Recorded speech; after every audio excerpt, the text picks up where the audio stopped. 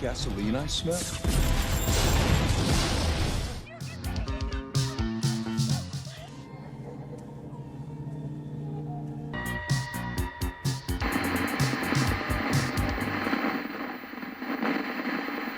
Hey everyone, and welcome back to the channel, guys. I hope you all are doing amazing as always, and it's me, Joe, as always. And today, guys, I want to talk about Scream 5 and the reasons why I think that this movie is not just that amazing, and it actually has some really big flaws. Now, having said that, I absolutely love Scream 5 still. I'm obviously a big, really big Scream fan, and Scream 5 was the first movie that I saw, a first Scream movie that I actually saw opening night.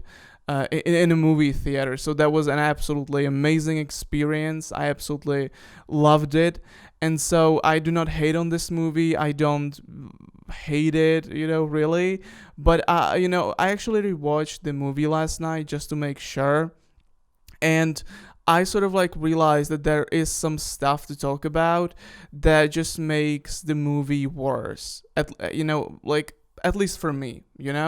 So first of all, the first thing that you notice about Scream 5 is that the pacing of the movie is really really fast. This movie just goes by very quickly, and that's obviously entertaining, but it's also just very, it's almost like too fast, when you're watching Scream. Obviously, for example, the OG Scream, 96 Scream, that movie is kind of like really, I don't want to say that it's a slow burn, but it's not like really fast paced. It's sort of like really just sort of has its own flow.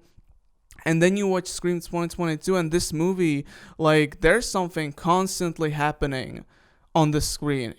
Like, scenes are going so fast. Like, we're jumping from this scene to the next scene to the next one to that place, from that place. And you sort of like don't have a time to rest. You really don't have a time to really like get to know these new characters. And obviously there are a lot of scenes in this movie, in the bar, when they talk, in front of the school about like who, that the killer, is back, or whatever, that Ghostface is back. But these scenes are just so quick, you don't really get to know these characters. And I think that this pacing issue is mainly due to, legacy characters returning.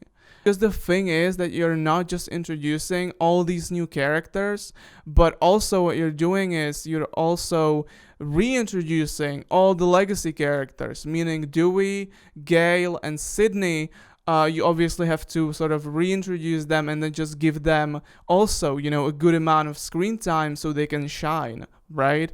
And I think that a lot of this screen time just took away from our new characters, because like then they start dying. Vess dies, and you're sort of like, oh my gosh, but I don't really know these characters, so I don't really care. And because like, and the thing is that these characters are actually great. Liv, Chad, Mindy, Tara, Sam, everybody is great, but they just don't have enough time to actually show that. Because like this, again, the pacing is like so fast, because oh my gosh, we have to end this scene because we have to be there now, and like we have to like move so fast.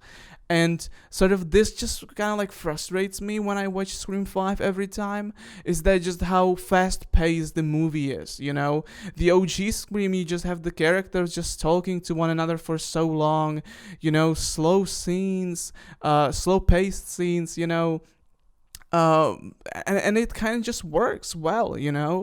But this movie just goes like, it just goes by really really fast.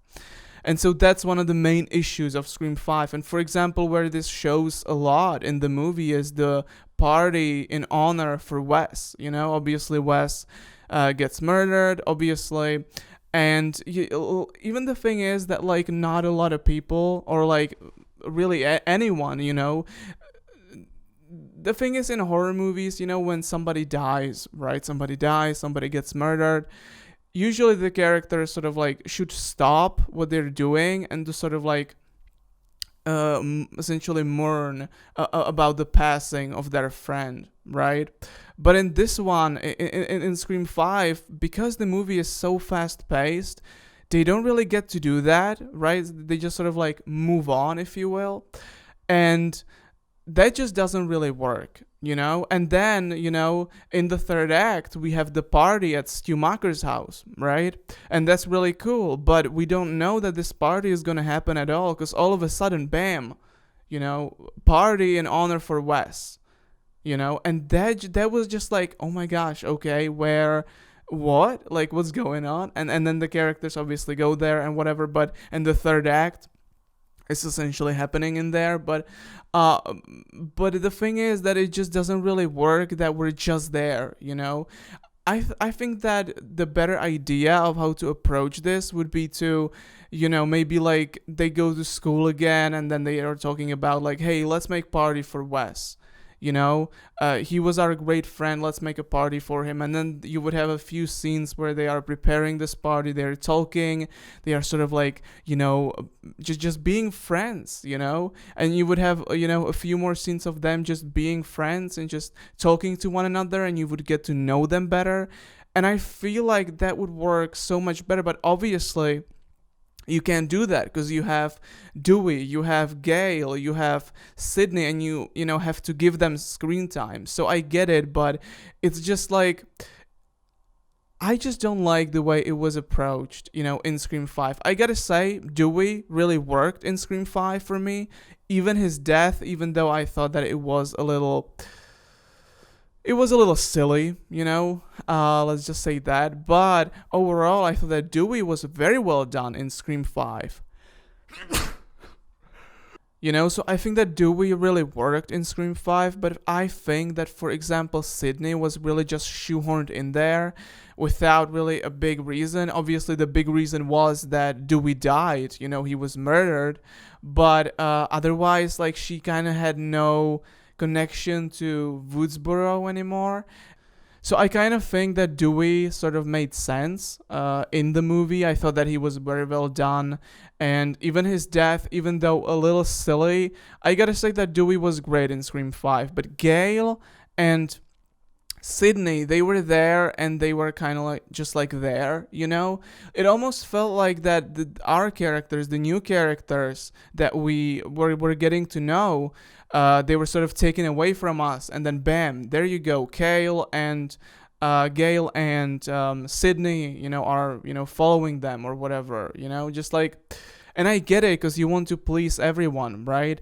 But I think that, for example, and you might disagree with me, and that's fine. But I think that not including Sydney in Scream 6, I think that's a good idea. I think that was a good decision, even though it was a decision that was made by essentially not paying her enough, which that's bad, and I disagree with that. But I think that the reason that she's not there, I think that that's gonna make the movie a bit better, right?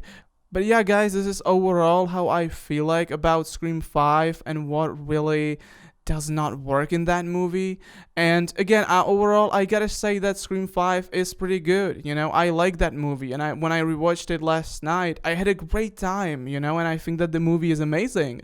It's still great, but I think the pacing of this movie just doesn't work. The movie just feels too fast paced.